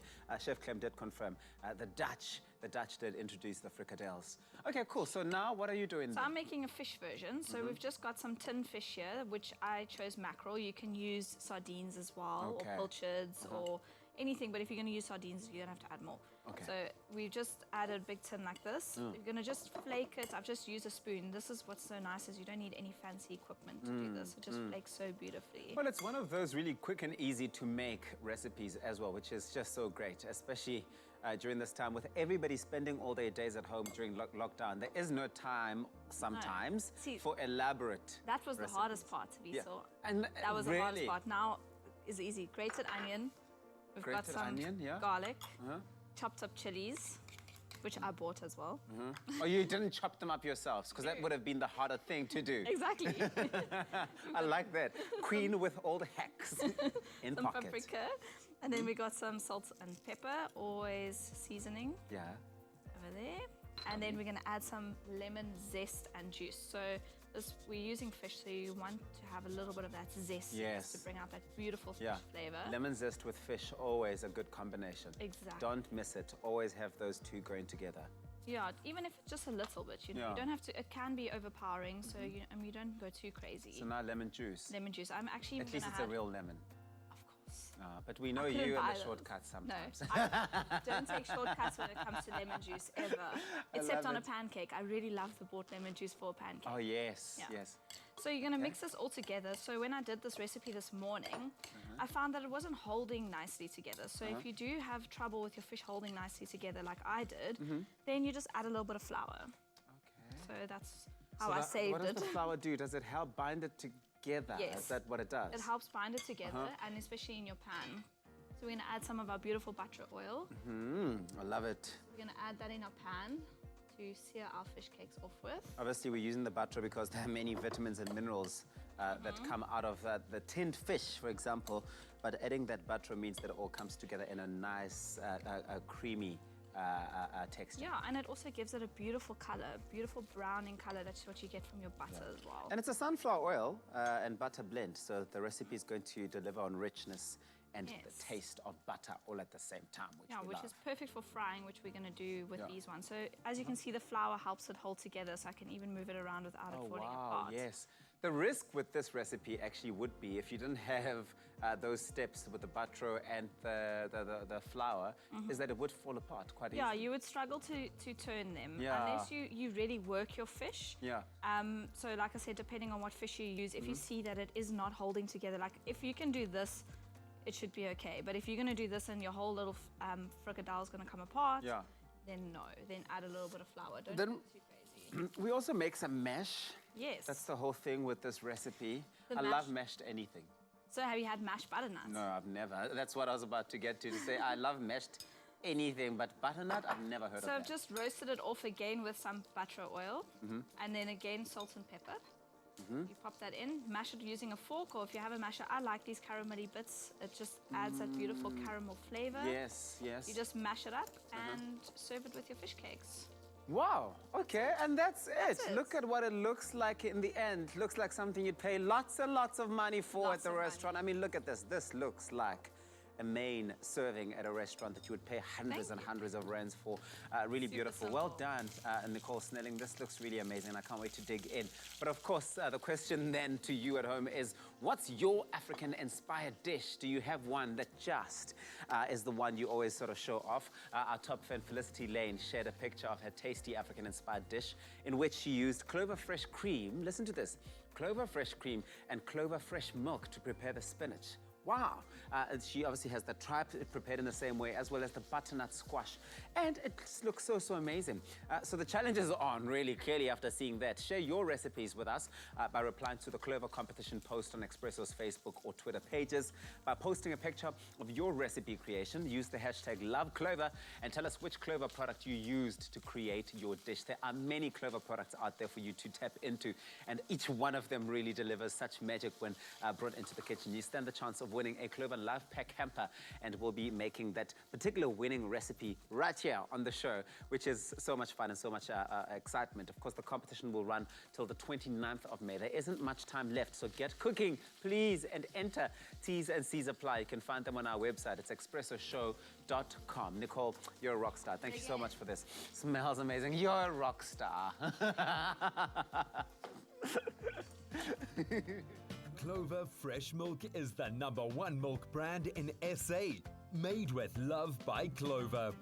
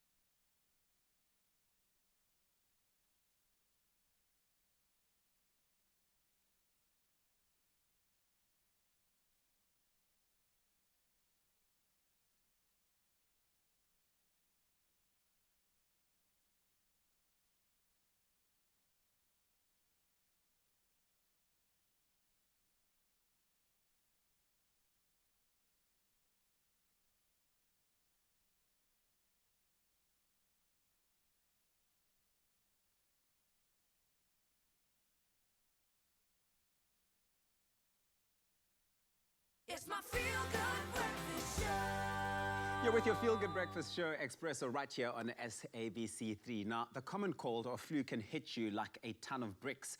And the last thing you want to be doing is getting out of bed to shop for medication, honestly. And that's why taking the time now to prepare yourself for flu season may be your best defense. Now, we chat to Jackie Mayman about the medicine cabinet essentials to fight off your colds and flu during this time. Good morning, Jackie. Thanks so much for joining us.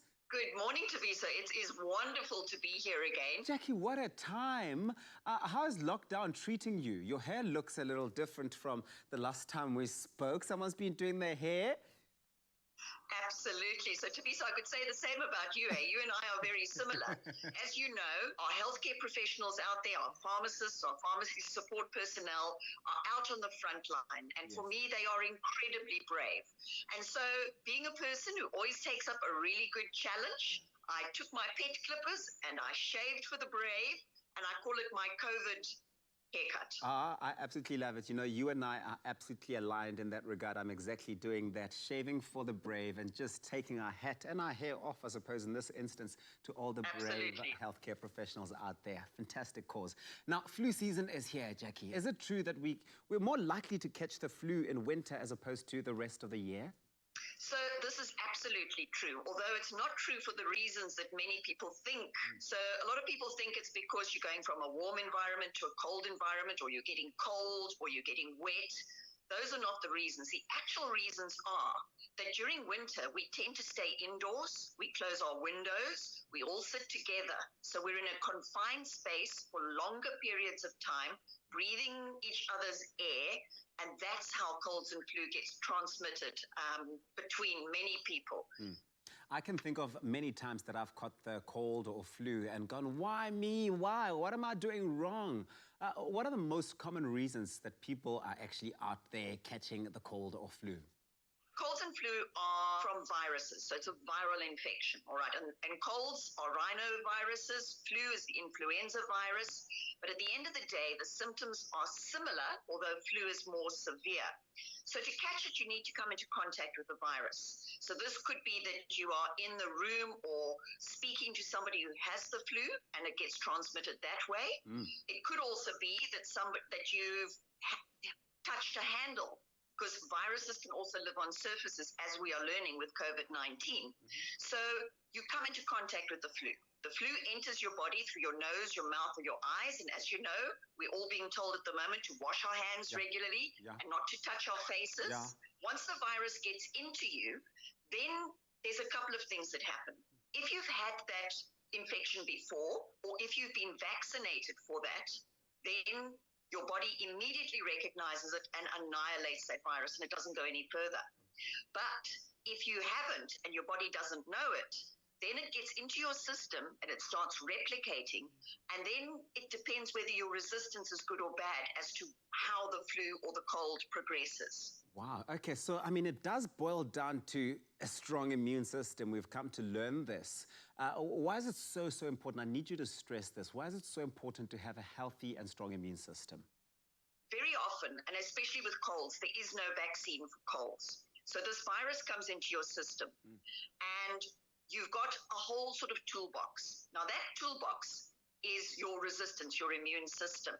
But a number of things can lower your resistance. So if you are very stressed, if you're not sleeping properly, if you're smoking or drinking alcohol in excessive quantities, if your immune system is not being supported or boosted, if you have any underlying diseases, or you're not eating properly, not exercising properly, can you see how many different things there are that affect your immune system? Yeah. And then if that immune system is not supported properly, the virus replicates and that's when we get ill. Sure. Okay, Jackie. Well, it sounds scary, and it just speaks to the fact that you've got to be taking care of that immune system, strengthening it, and definitely supporting it as well. So tell me, what are the medicine cabinet essentials to protect us from getting the flu as well as treat the flu? So I would say in your medicine cabinet, an essential that you need to keep is obviously something for pain and fever, all right? For instance, a paracetamol or an anti-inflammatory. Then you need something to support your immune system during the winter.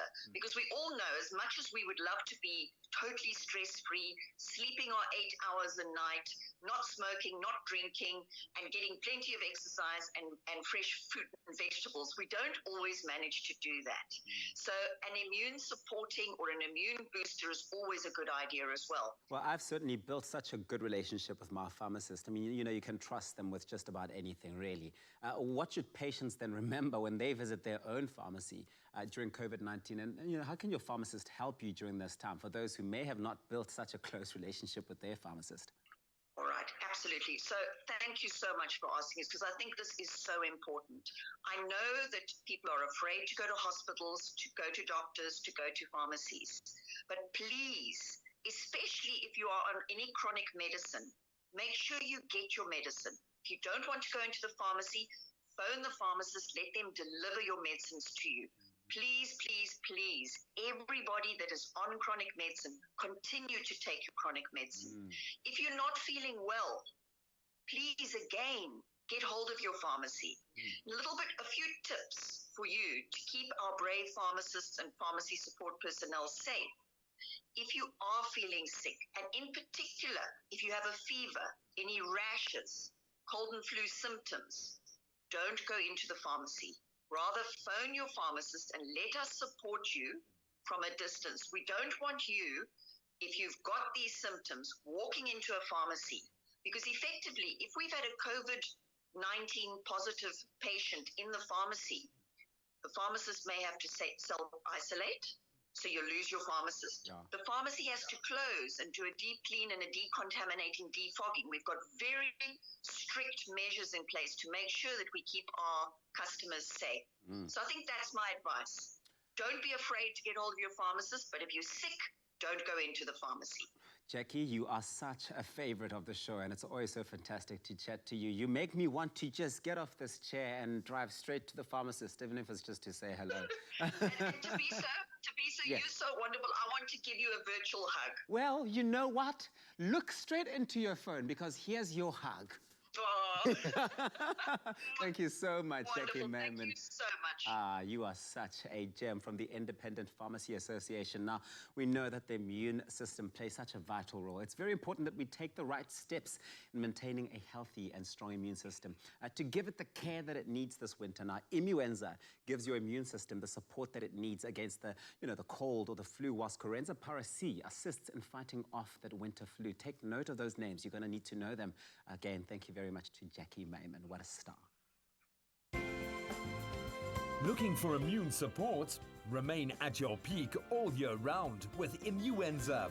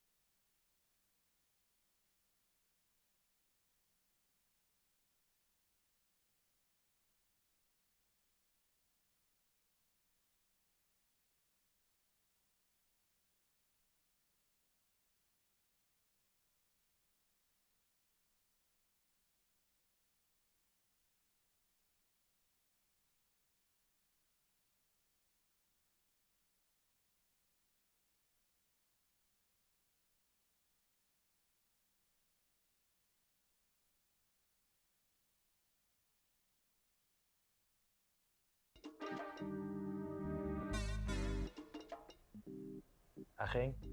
So I'm chatting to Umalume Musa here. He's owned a small clothing factory for years now, and he's always inspired me with his success. But like a lot of businesses, this lockdown's hit him hard.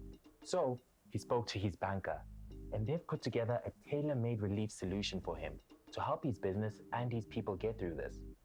Making your bank your business partner, that's a habit worth keeping.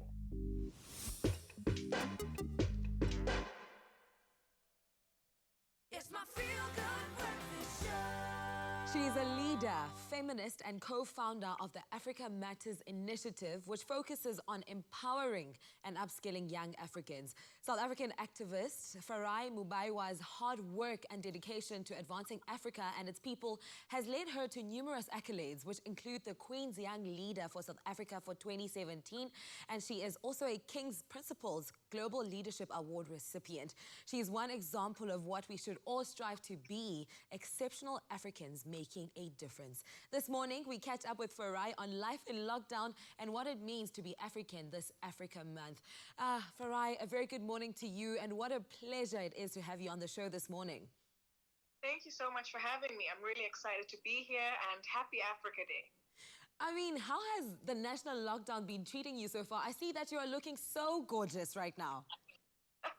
This is the first time in over 50 days that I've looked this decent. But yeah, I must say, during the lockdown, it's been interesting because it's definitely, I commend the government for all of their incredible actions.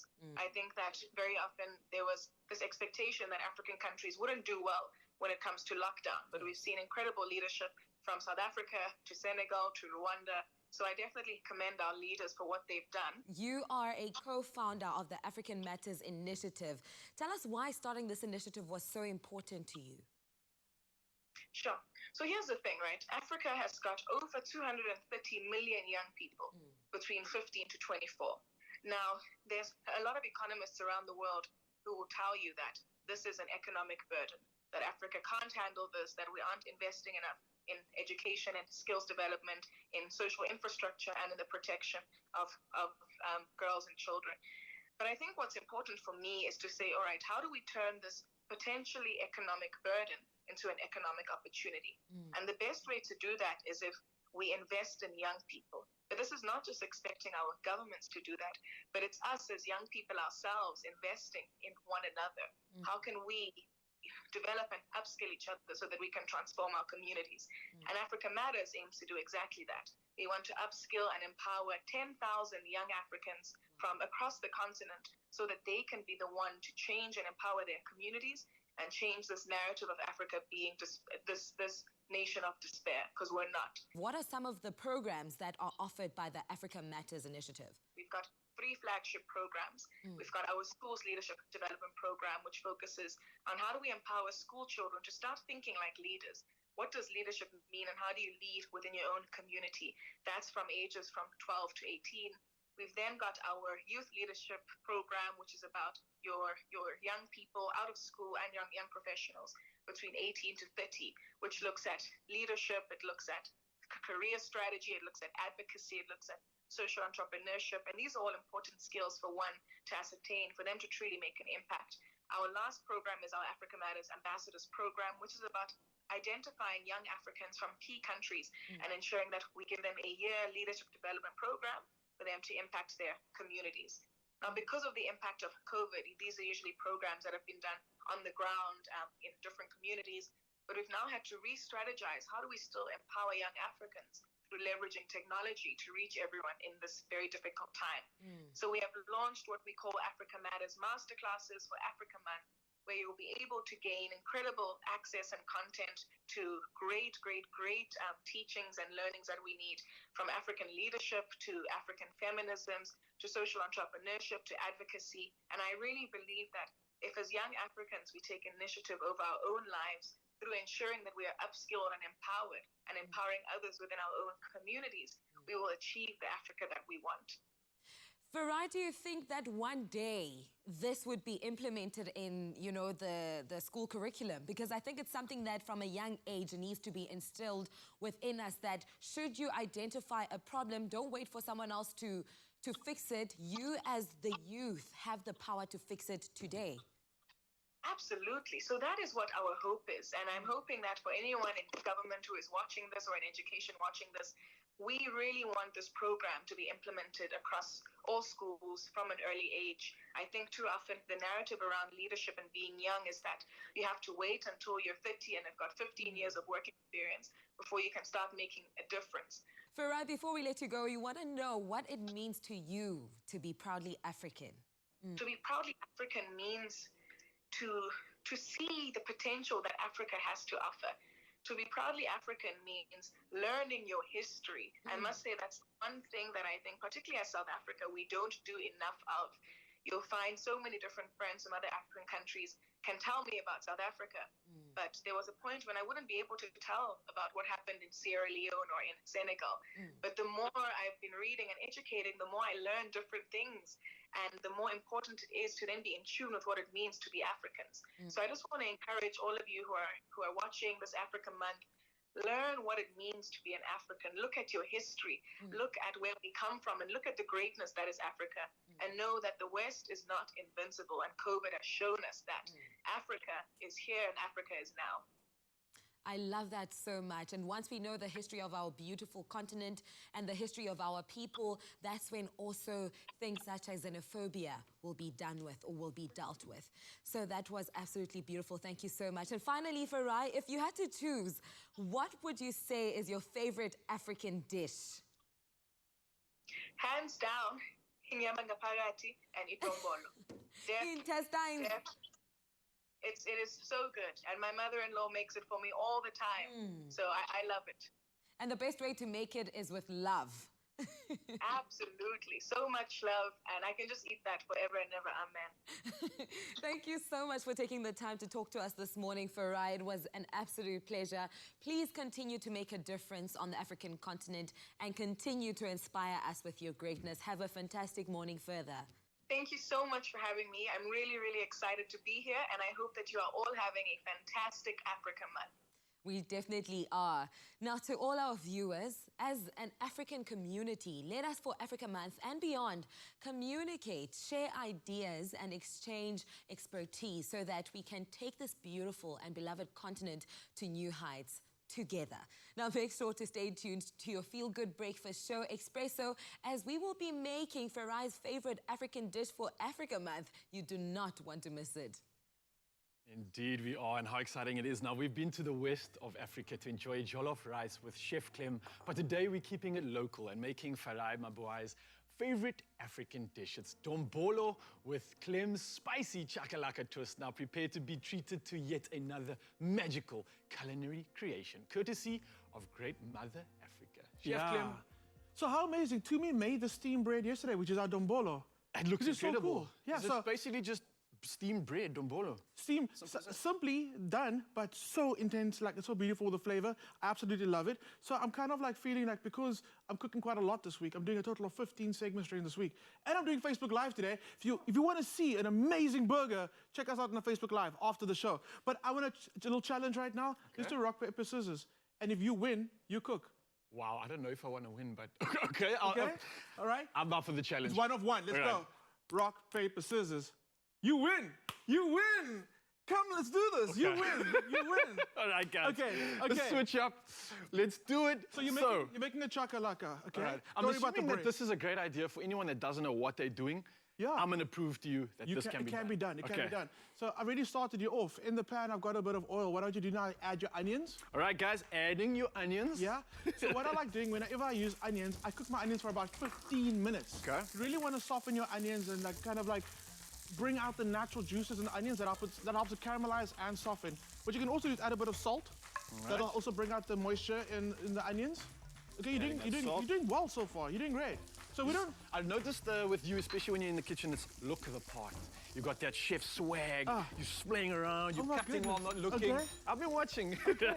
I also hit a couple of squats while I'm in the kitchen. Yeah. 1, 2, 3. Okay, cool. I like it. Okay. So let's imagine that 15 minutes has gone by. Onions are nice and soft. Let's add our green peppers. Green peppers. I quickly chop that up as well for you, Clem. Thank you so much. Amazing knife skills on that. Thank you. Thank you. You can add that to the onions. So some people don't like green peppers. They say it's got too like a strong flavor. And yes, it's got a strong flavor, but I think that's what makes it uniquely a green pepper. You can immediately taste with this green pepper in the dish. It's got that beautiful citrusy, like vibrant note in there, and it adds so much flavor to our chakalaka. So you can smell that immediately. You can smell Right it there, immediately. Clem. It is indeed. So I forgot my most important rule. Whenever I fry onions, I add bay leaves. So you can add your bay leaves to it, and those are fresh. You can add them in beautifully. Oh, look at the finesse, yes. That's reminding me of that home Hand-picked. loving. I'm back in the kitchen. I'm back home. Oh, there we go. Nostalgia's going. It is nostalgic. Chakalaka has to have curry spice. The curry spice is in front of you. How much of this we putting in? 2 shimmies. 2 shimmies? 2 shimmies. Shimmy, shimmy, what? Shimmy, shimmy, what? What? That's not a shimmy, that's a sh. There we go. A little more. A little more of the shimmy. A little more. Okay, there we go. Mix that through, mix that through. You can add your garlic and ginger at the same time. All right, garlic and ginger, all of this? Yeah, all of it, all of it. Ginger. Going in. And then what you're gonna do is you're gonna give your spices a chance to toast. What that means is you want to like awaken the oils that are inside the spices. Okay. So a good indication that your spices are fully toasted when you can smell it.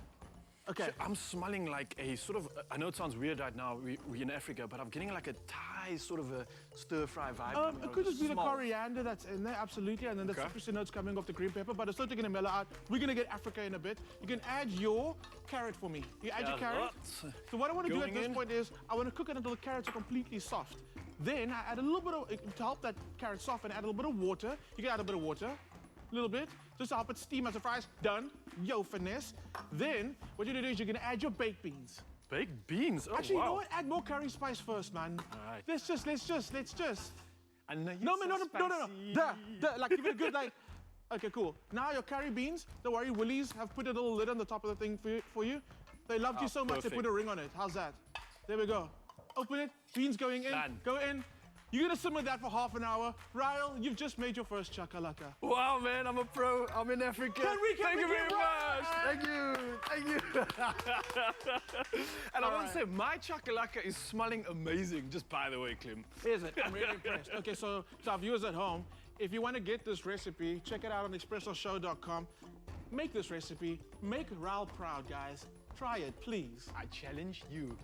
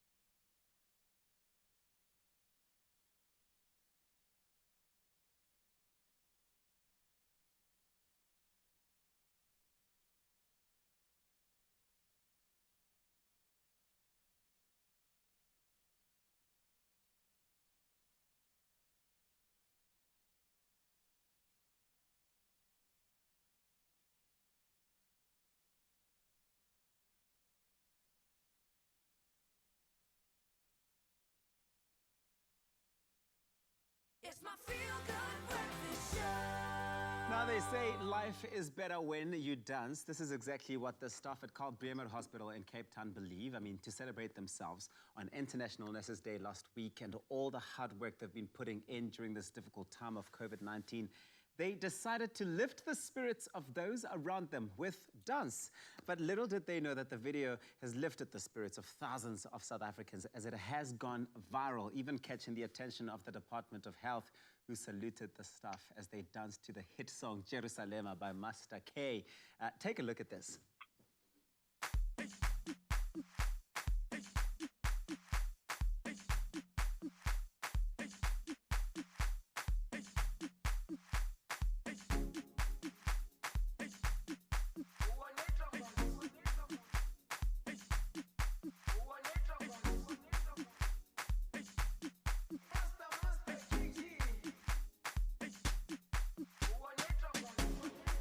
Jerusalema, ikhaya lami,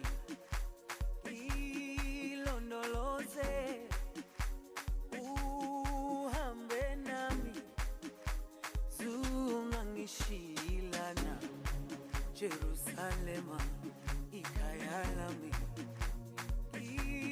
ilondoloze, uhambe nami, zungangishilana.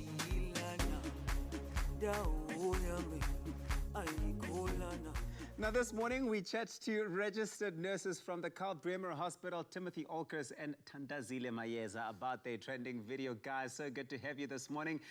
Congratulations on going viral with your awesome dance moves. I mean, you were even acknowledged by the Department of Health and Minister Zweli Mkhize. Did you think that this video would go viral, guys? We didn't think it's going to be like this, because we couldn't plan to do this video. It just happened quickly in the morning.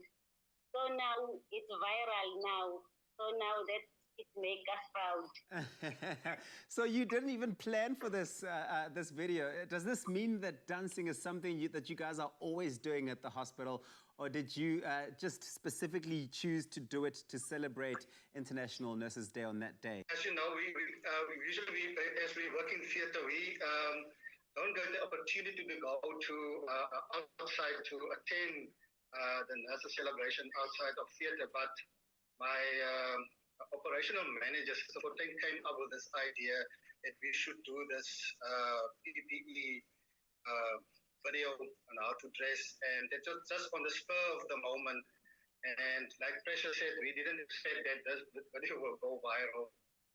What has been some of the feedback that you've received from people? Are people asking you out in your neighborhoods when you're out at the shops to teach them how to dance? Most of the comments was positive, but there was one or two that said, where's social distancing, where's the mask and everything. But most of the comments on the video was mostly positive feedback, yes. In the video, we see you guys dancing in the aisles of the hospital, and then you, at the end of the video, you all dance around a big poster that says 2020, the year of the nurse. Why is this year considered the year of the nurse, and what does it mean to you? It makes us proud as nurses to be on the front line, but still, I think we are also a little bit anxious because you don't know if you're going to be infected or you're going to take it home to your parents. So. But the year of the nurse, I think most of the time the nurses are on the background. So to bring us to the front in this pandemic, I think make us very proud. I think that it's absolutely incredible. You know, you guys are every single day waking up and stepping into the world of the unknown, and you do so with so much bravery. And yes, well done for all the amazing work that you have been doing. But let's talk about what a normal day looks like for you at the hospital. What measures are you taking and have you put in place to protect yourselves from getting infected with the coronavirus? I mean, it's real. First thing, you need to wash your hands properly for 20 seconds. With soap, and you rinse your soap properly. You wash between the fingers. You wash from between the fingers, and you wash the thumbs. You wash inside the hands, and then you rinse it. After you rinse it, you throw proper the paper that you used, and then you put on that PPE in a proper way. Even when you discard that PPE, you must discard in a proper way. so that it cannot be infected to other people. I believe that you guys know the danger of the coronavirus, and it's so inspiring to hear that all those protocols around protecting yourself and keeping yourself safe are carried out and carried throughout the entire hospital on a daily basis. The hygiene factors, the social distancing factors, but also just making sure that you are sanitizing all those areas and surfaces that you come into contact with. You guys are doing so well. Timothy, as a registered nurse working on the front line, what advice do you have for South Africans to protect themselves from COVID-19? Washing hands is very, very important. And even our own previous president, Nelson Mandela, I think it's about 17 or 18 years ago, reiterated that washing hands is important. Our health workers, especially we, when we go home, we take off our clothes at the entrance of the door and that's for wash ourselves to prevent us as well to get the coronavirus. Mask, washing hands, social distancing, I think is very important for prevent to get the coronavirus. And this means that every single one of us, Timothy, can do our bit to fight coronavirus, but also to keep ourselves and our loved ones and the entire country safe, really. Just the hygiene factor, the social distancing factors, never fall down on those factors in those areas. Keep those going. Timothy and Thandazile, you are the superstars of the day, certainly of the year. It is the year of the nurse. Thank you so much for chatting to us this morning. Take care and keep safe. Thank you very much. A massive thank you to the staff at Karl Bremer Hospital for joining us this morning. Now, we at the Expresso show would like to express our heartfelt thanks to all the nurses, the healthcare workers, for their commitment and their dedication during this time. We really, really do appreciate all the work that you do, and we salute you. Thank you so much, Uncle Tubbs, and we reiterate, we also absolutely love and adore all of our nurses and all those working on the front lines. Now, of course, it was Africa Day yesterday. We've been celebrating in song this morning, asking you guys which songs kind of really reflect the essence of Africa Day, and we've had a couple of great suggestions. Do you want to kick us off? Or yes, absolutely. One of them coming through from Sipe Madakani saying, good morning, Rebecca Malope. Wow, what a voice and message. Completely, yeah. Absolutely. Another one came through from Vincent saying, good morning, Expresso team. Vicky Sampson, my African dream. Yes. I'm sure there are a lot of people backing that one. Lebogang Tobajane saying, Kana Uchema by Yvonne Chaka Chaka. You guys really have chosen well this morning, and I think this one is going to be worth a watch. Dean Gilbert sent us a video, and he says, this is my son Gilbert, or Caleb rather, celebrating Africa Day on his djembe drum, feeling thankful. Well done, son. I feel like that drum with Tabiso's gumboot dance moves and Ryle's non-gumboot dance moves just makes it also African, definitely. I love it. Thank you so much for all of those suggestions. You can keep them coming. Oh, man, you gotta love it. Hey, don't hate. Lots of shade, but we love it so much.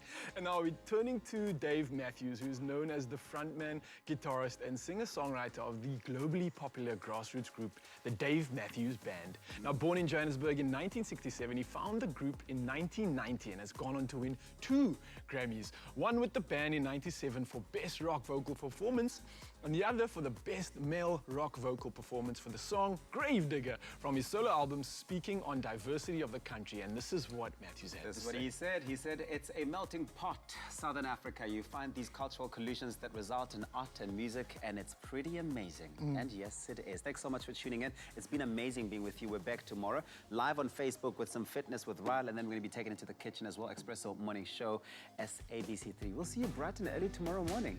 We love you.